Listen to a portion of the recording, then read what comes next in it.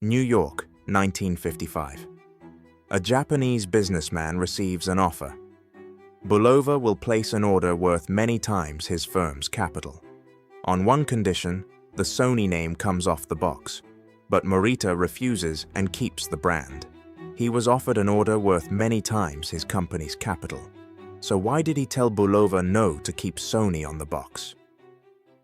Akio Morita was born on January 26, 1921, in Nagoya, Japan, into a prosperous sake brewing family that had thrived for nearly 400 years.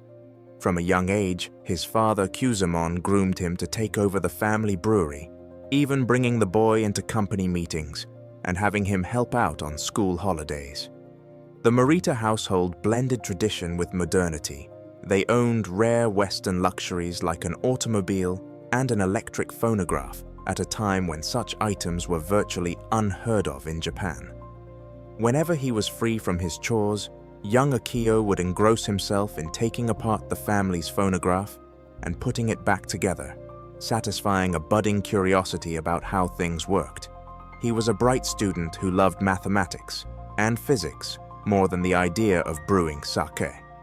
By the time he graduated high school, it was clear that his passion lay in science and electronics, not in inheriting a liquor business. In 1944, with World War II raging, Morita earned a degree in physics from Osaka Imperial University. Immediately upon graduation, he was commissioned as a Navy technical officer. That year, at a naval research facility in Yokosuka, the 23-year-old physicist met a brilliant engineer named Masaru Ibuka on a top-secret wartime research committee. Despite a 13-year age difference, the two found they shared an enthusiasm for innovation. They worked together, developing advanced instruments like thermal-guided missiles and night vision devices for Japan's military. This collaboration in wartime laid the foundation of a close friendship. Morita and Ibuka bonded over their love of technology and bold ideas, even as bombs fell around them. When Japan surrendered in 1945, Morita returned to his family's home in Nagoya, uncertain about his future in a nation devastated by war. He briefly considered a safe academic career. One of his former professors invited him to teach physics at the Tokyo Institute of Technology, and Morita prepared to move into a teaching post. But fate intervened in an unexpected way. In early 1946, as Morita was packing for Tokyo, he happened to read a short column in the Asahi Shimbun newspaper about a new radio repair workshop that Ibuka had started in Tokyo. The column, titled Blue Pencil, described how Ibuka had set up the Tokyo Telecommunications Research Institute in a burned-out department store and was devising gadgets to help rebuild everyday life. Seeing Ibuka's name in print jolted Morita. He immediately wrote to his old colleague, and Ibuka replied, urging Morita to come join him in Tokyo. In that moment, Morita made a fateful decision. He would defy his father's expectations and pursue this dream of building a new kind of electronics business from scratch. Morita arrived in war-torn Tokyo to find Ibuka's lab, housed in a cramped room on the third floor of a half-ruined department store that had been gutted by wartime fires.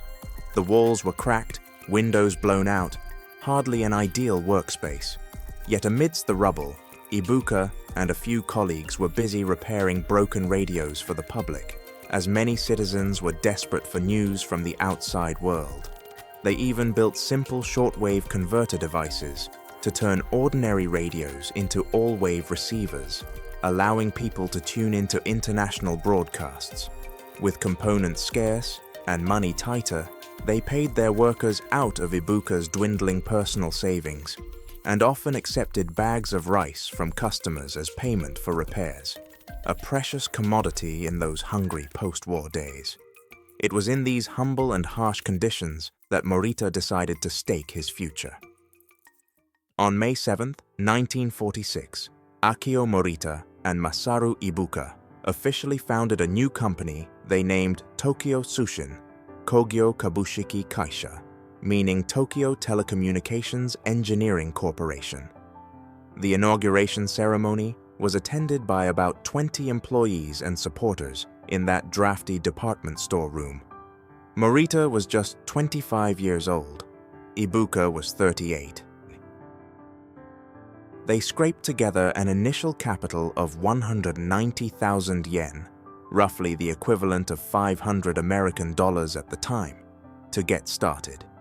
With almost no machinery or equipment on hand, the founders relied on their wits, engineering know-how, and sheer willpower to keep the enterprise alive. "We must avoid the problems that befall large corporations," Ibuka declared in a prospectus, vowing that their small company would create innovative technology to help rebuild Japan. In these early days, Ibuka acted as the chief inventor while Morita took charge of business strategy. The young physicist turned entrepreneur threw himself into finding markets and managing the fledgling firm, allowing his older partner to focus on technical breakthroughs.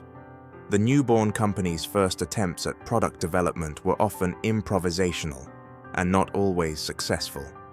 In 1946, Ibuka's team built an electric rice cooker out of a wooden bucket with aluminum electrodes, trying to address the need for household appliances in a country with surplus electricity. Unfortunately, the device had no automatic control and tended to either undercook or burn the rice. As Morita later wryly noted, tasty rice was a rarity. Their rudimentary cooker mostly produced inedible mush or scorched grains. It was a memorable first failure for the duo and their staff. Instead of a commercial hit, the rice cooker ended up as a valuable lesson in humility and the importance of rigorous testing. Undeterred, Morita and Ibuka moved on, determined to find something that would work. By 1949, the company, which the staff nicknamed Totsuko, achieved its first true breakthrough. They successfully developed Japan's first magnetic recording tape. In 1950, building on that success, they produced and sold the country's first tape recorder, a bulky reel-to-reel machine called the Type G. For a small firm operating out of war-scarred Tokyo, this was a huge step. Suddenly, Tokyo Tsushin Kogyo was on the map as an innovative upstart in a new industry. Morita's business instincts and Ibuka's engineering genius were beginning to pay off. The tape recorder earned them enough credibility and revenue to expand their ambitions. A few years later, an even more transformative technology came into their sights: the transistor. Invented in the United States in the late 1940s, transistors promised to replace bulky vacuum tubes and make electronics radically smaller and more portable. Morita and Ibuka knew this could change everything. In 1953, Ibuka traveled to the US and managed to secure a licensing agreement with Bell Labs to use transistor technology, an unprecedented move for a Japanese company so soon after the war. Tokyo Tsushin Kogyo thus became one of the first companies in the world to apply transistors to consumer products. By 1955, they had engineered a handheld transistor radio, one of the first of its kind anywhere. It was a compact device that could fit in a coat pocket and run on batteries, perfect for teenagers and music lovers on the go. They branded it the Sony TR-55. In 1957, they followed up with an even smaller model, marketing it proudly as pocket-sized.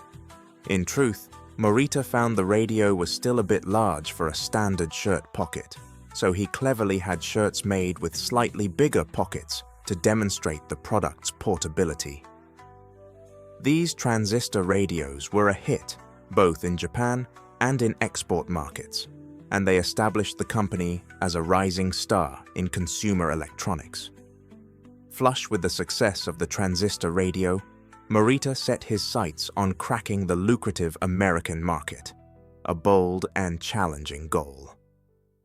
In 1955, an opportunity arose that could have instantly made the small Japanese firm a major supplier in the US, but it came with a catch.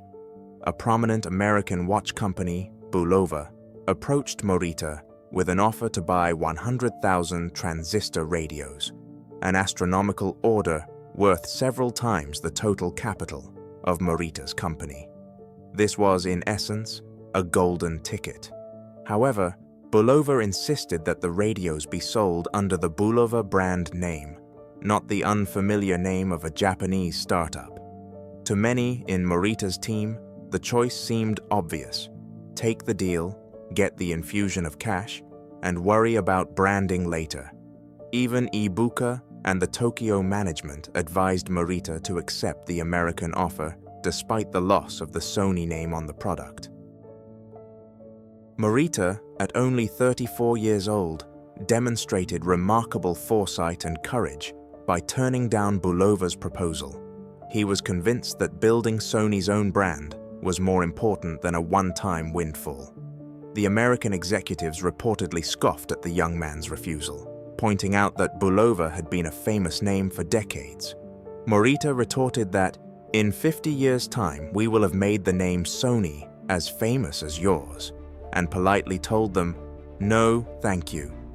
It was a risky gamble bordering on audacity, walking away from badly needed revenue on a matter of principle. But Morita believed deeply that if Sony products weren't proudly bearing the Sony name, the company would remain invisible outside Japan. History would prove him right. By sticking to his branding vision, Morita set the stage for Sony to become a globally recognized name in its own right. Decades later, Sony's global brand recognition indeed vindicated Morita's bold stand. Around the same mid-1950s period, Morita and Ibuka also decided that their company needed a friendlier international name than Tokyo Tsushin Kogyo, which was hard for non-Japanese to pronounce. After much thought, Morita invented a new name, Sony. The word was inspired partly by sonus, the Latin root for sound, and partly by the English term sunny boy, which in 1950s American slang referred to a bright youngster. Morita liked that it was short, catchy, and had no specific meaning. It could be pronounced easily in any language, and did not tie the company to any single product or locale. In 1958, despite opposition from traditionalists who felt it was risky to abandon the well-known Tokyo company name, Morita officially rechristened the business Sony Corporation. He even registered the name Sony in katakana, a Japanese syllabary normally used for foreign words, instead of traditional kanji characters, a highly unconventional move at the time. Many insiders grumbled at this change, but Morita countered that a universal brand name was essential for the company's global growth. He foresaw that Sony might one day make not just telecom devices, but all sorts of consumer products, so a generic, youthful name would serve better in the long run. Morita's instincts on branding proved prescient. Sony would soon become one of the first Japanese brands to achieve worldwide name recognition. By the dawn of the 1960s, Sony, under Morita's relentless drive, was poised to go international in a way no Japanese firm had before. In 1960, Morita established Sony Corporation of America, opening a small office in New York City. He realized that to truly succeed overseas, Sony needed a direct presence and direct relationships with retailers and customers abroad, rather than relying solely on trading companies. So in 1963, Morita did something unheard of for a top Japanese executive of his era. He uprooted himself and moved with his wife and children to New York for an extended stay. At the time, Japanese business culture assumed that the headquarters was the only place for decision-makers, and living abroad was considered eccentric. But Morita wanted to live among Americans in order to truly understand them as consumers. He opened a flagship Sony showroom on Fifth Avenue, mingled with local business people, and even spent weekends driving around suburbia to observe American life. Part of him, as he admitted, dreamed of brandishing the Japanese flag in the world's biggest market by proving a Japanese product could succeed on its own merits overseas. His bold approach soon paid dividends. In 1961, under Morita's leadership, Sony became the first Japanese company ever to offer its stock on the New York Stock Exchange. This move astonished Japan's financial circles. At a time when most Japanese companies only raised money from local banks, Sony was inviting American and international investors to become shareholders. The listing on Wall Street raised capital and symbolized Sony's arrival as a global player. Morita had paved the way for other Japanese firms to follow, but at that moment, Sony stood nearly alone in its international ambition. Back in Japan, as Sony grew, Morita also began to shape a corporate culture that was very different from the rigid, hierarchical norms of traditional Japanese companies. He believed a technology company's edge came from its people's creativity and teamwork. In 1966, he published a book titled Never Mind School Records, bluntly arguing that a person's education credentials or age should not matter in the workplace. What counted was ability, ideas, and the willingness to learn. Sony, under Morita's influence, embraced an open culture where junior engineers were encouraged to speak up and debate ideas, even if it meant challenging senior colleagues. The company began hiring talented individuals who didn't necessarily have the top university diplomas, which was revolutionary in a society that placed great weight on academic pedigree. Morita's point was that innovation could come from anywhere, and he did not want to waste potential talent just because someone lacked a fancy degree. Over the years, many other Japanese companies quietly adopted similar approaches, but Sony was an early pioneer of meritocracy under Morita's guidance. Morita's personal leadership style reinforced this egalitarian ethos. He treated the company as a kind of large family, a community bound by a shared destiny. In Morita's view, the newest recruit on the payroll could determine the future of the business just as much as the executives, so everyone had to feel invested. Every year, he personally welcomed the batches of fresh college graduates who joined Sony's workforce, addressing them directly in orientation sessions. In one such talk, he reminded the young employees, "You should understand the difference between school and a company. When you go to school, you pay tuition to the school, but now this company is paying tuition to you while you learn on the job." It was Morita's way of saying that Sony valued them enough to train them, but also that they carried a responsibility. He often added that in business, unlike school exams, a mistake doesn't just get you a 0. If you make a mistake, it is always minus something for the company.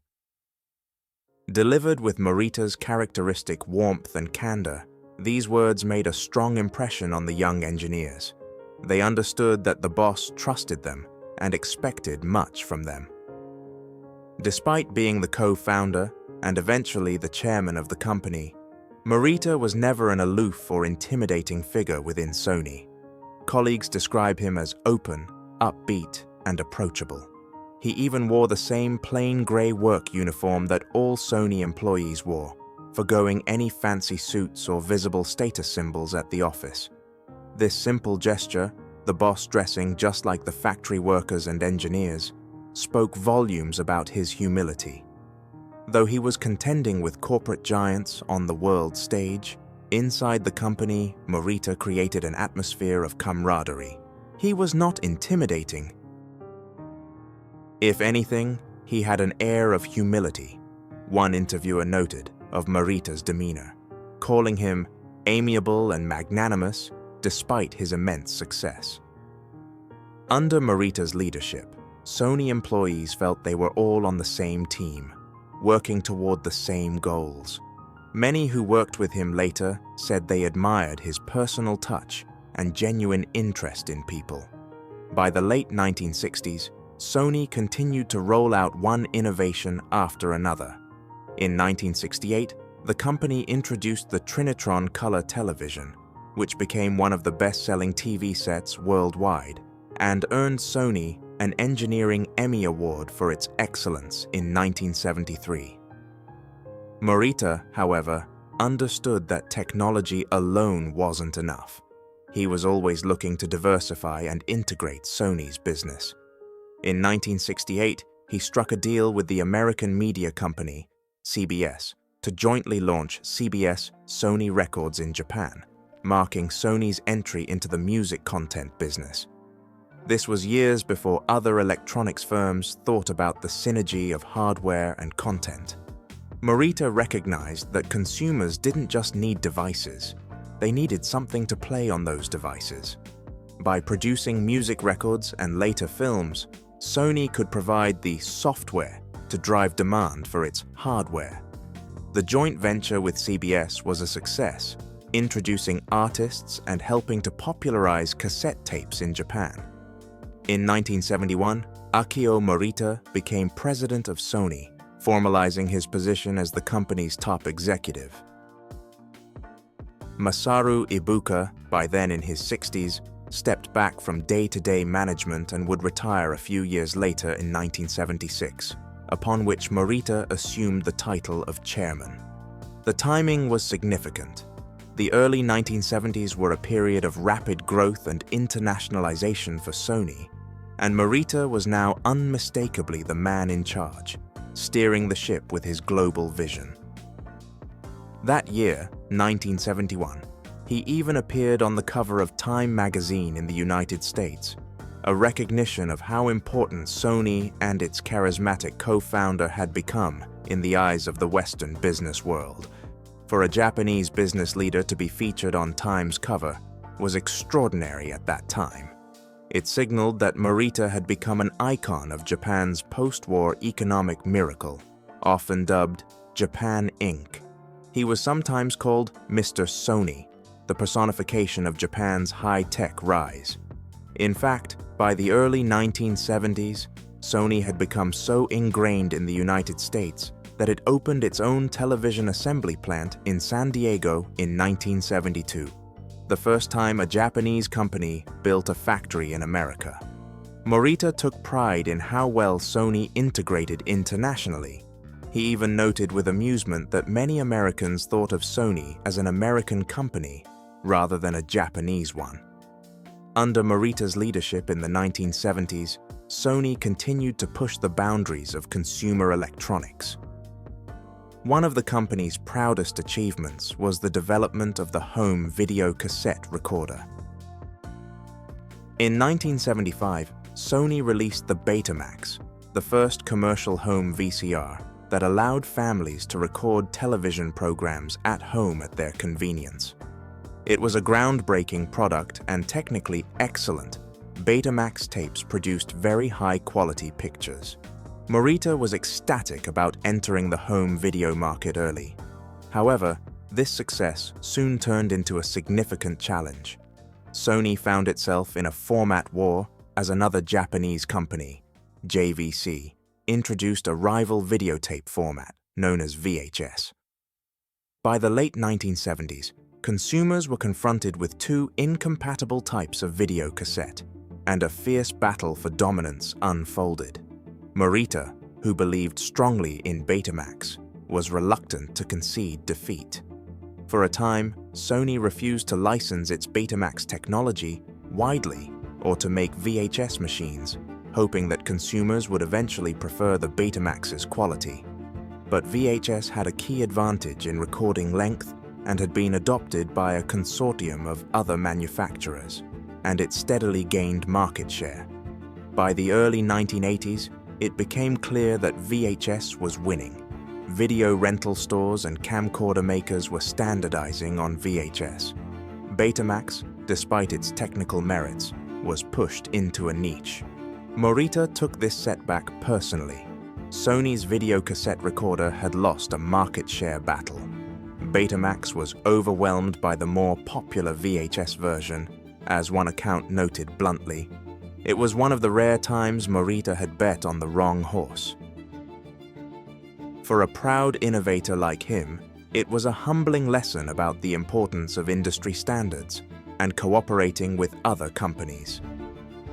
True to his character, Morita learned from the Betamax episode and adapted his strategy. He concluded that in future technological waves, Sony should avoid isolating itself. Instead, it should actively forge partnerships to set common standards so that Sony's inventions would not suffer the fate Betamax did. A few years later, this new approach led to one of Sony's greatest triumphs, the compact disc. During the late 1970s, Sony engineers co-developed a digital audio disc technology. Remembering Betamax, Morita decided not to go it alone.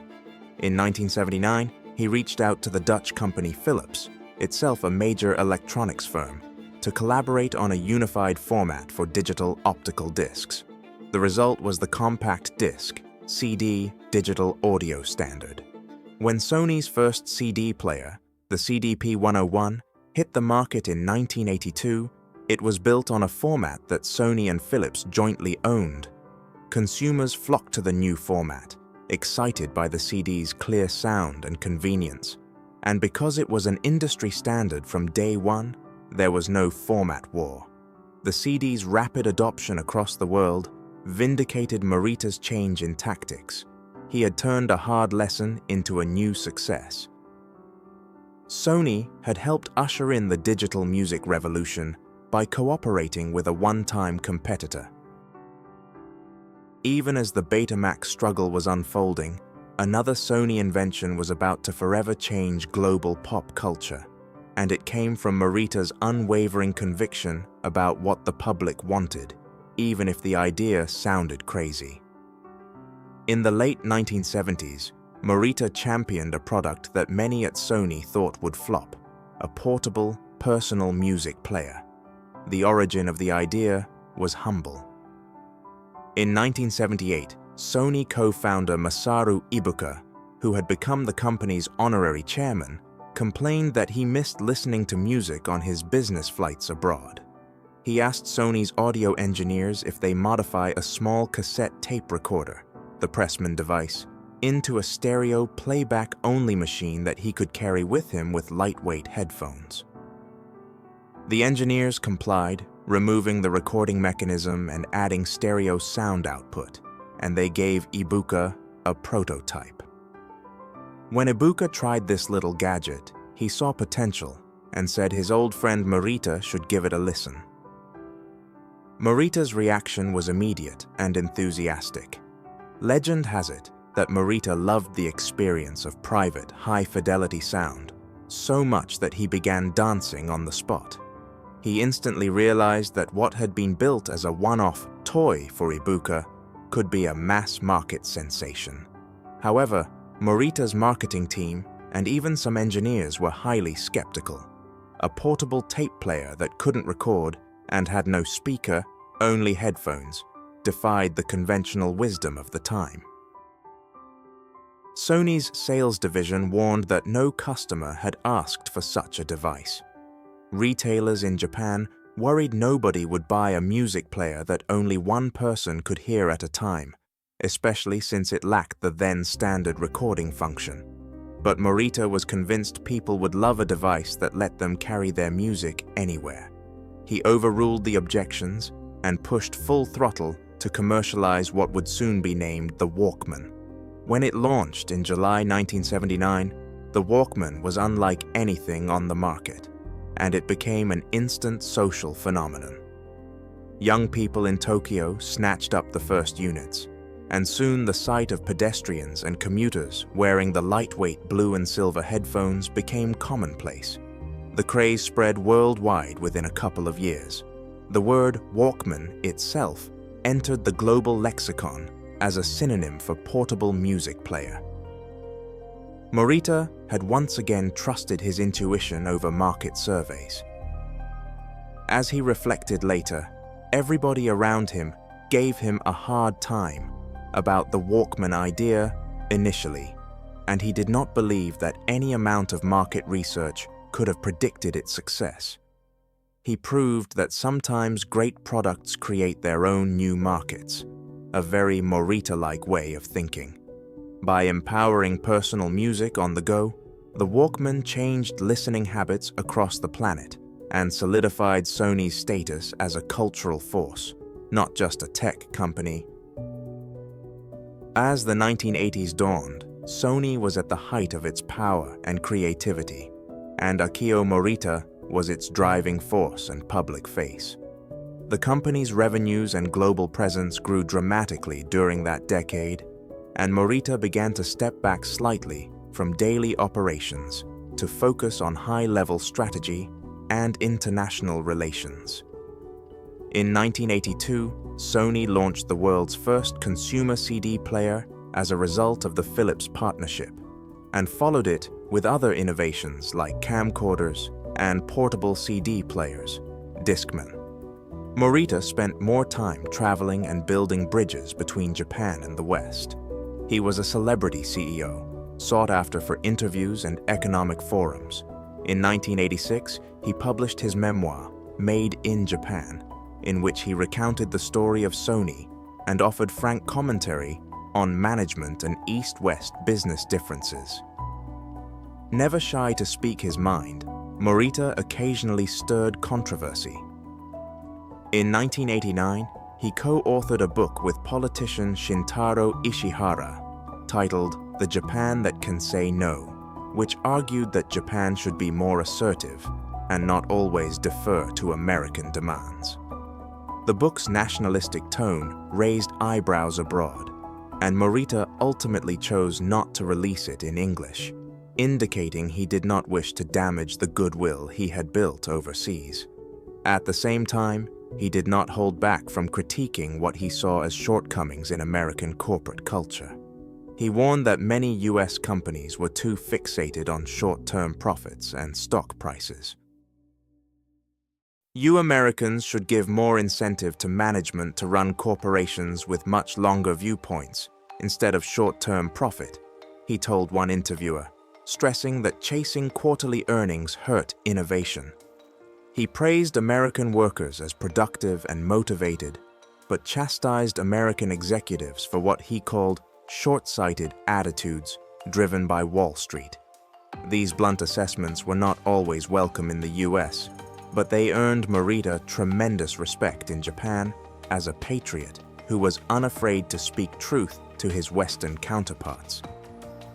Meanwhile, Morita ensured that Sony itself did not fall into complacency or short-term thinking. Under his guidance, the company undertook 2 landmark acquisitions in the entertainment industry, moves that symbolized Japan's rising economic might and Sony's evolution beyond hardware. In 1988, Sony bought CBS Records, one of the world's biggest music companies, home to artists like Michael Jackson and Bruce Springsteen. And in 1989, Sony made headlines by purchasing Columbia Pictures in Hollywood for $3.4 billion. Suddenly, Mr. Sony was also the boss of a major American movie studio, an unprecedented situation. Morita's rationale was that owning content, music labels and film studios would give Sony a robust pipeline of software to distribute on its devices, from Walkman tape players to home video machines. Skeptics in both Hollywood and Tokyo questioned whether a Japanese firm could manage American creative businesses, but Morita was determined to prove it could be done. The Columbia acquisition was bumpy at first, yet it eventually led to successes in the 1990s and beyond, including Sony's later role in blockbuster film franchises. More broadly, these bold purchases showed Morita's ambition to turn Sony into a complete media and electronics empire. Movies, music, and microchips became the company's mantra, intertwining the art of entertainment with the science of technology. By 1989, after more than 4 decades at Sony's helm, Akio Morita was in his late 60s and began planning for succession. That year, he handed over the title of President, Chief Executive Officer, to Norio Oga, a trusted protege who had been instrumental in Sony's music business and the development of the CD. Morita remained as chairman of the board, a role in which he could continue to shape Sony's broad direction and represent the company externally. He was still deeply involved in strategic decisions and was the ultimate authority in the company, but he no longer managed the day-to-day operations. This partial step back allowed Morita to devote time to other passions as well. He served as vice chairman of Keidanren, the powerful Japanese business federation, where he worked to improve Japan's global trade relationships. He was also a key member of the Japan-US Economic Relations Group, famously known as the Wise Men's Group, which advised government leaders on smoothing economic tensions between the two nations. In these roles, Morita often functioned as an informal ambassador of Japanese industry to the world, advocating for mutual understanding and cooperation. Through initiatives like these, and the publication of his writings, he became, in the words of one account, one of the most well-known Japanese in the US. For recreation and relaxation, Morita also moved in elite social circles and made a point of building personal relationships across cultures. He had a wide circle of friends, including prominent figures like Kiichi Miyazawa, a former Prime Minister of Japan, American diplomat Henry Kissinger, and renowned orchestra conductors such as Zubin Mehta and the late Herbert von Karajan. These cosmopolitan friendships reflected the esteem in which he was held internationally, as well as his own diverse interests beyond business. Even as he moved in high circles, Morita never lost his personal zest for life. Ever curious and energetic, he was known to pick up new hobbies well into middle age. He had always enjoyed sports like tennis and golf casually, but in his 50s he took on more adventurous activities. He learned to ski for the first time and even became an enthusiastic scuba diver. In his 60s, the silver-haired executive surprised people by taking up water skiing on the ocean, proving that he still had a youthful daring within. This boundless curiosity outside of work mirrored his approach within the company. He was always ready to try something new, to challenge himself, and to have fun doing it. Morita himself said his personality was naturally cheerful, and those who knew him best, from factory workers to international statesmen, found him charismatic and full of optimism. The 1990s brought new challenges, however. Japan's economy entered a difficult period after the late 80s bubble burst, and Sony faced increasing competition. Morita, now in his 70s, still came to the office regularly and traveled when he could, but he was visibly aging. In late 1993, during a game of tennis, a routine he enjoyed to stay fit, Akio Morita suffered a stroke that left him partially paralyzed. The sudden illness struck at the height of his global stature. As it happened, Sony's board had been on the verge of announcing Morita's full retirement and the appointment of his successor, but the stroke preempted those plans. Morita was rushed to the hospital, and although he survived, it became clear that he would not be able to continue in an active role. In November 1994, he officially stepped down as Sony's chairman, ending his nearly half-century run guiding the company. He had already relinquished the CEO title a few years prior, so this marked his final exit from management. The transition was smooth. Norio Oga and other executives took the reins, yet it was the end of an era. Many in Japan likened it to the retirement of a legendary sports coach.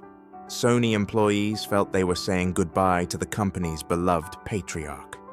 True to his character, Morita did not seek public sympathy after his stroke. he quietly stayed out of the limelight, focusing on rehabilitation in hopes of regaining some mobility.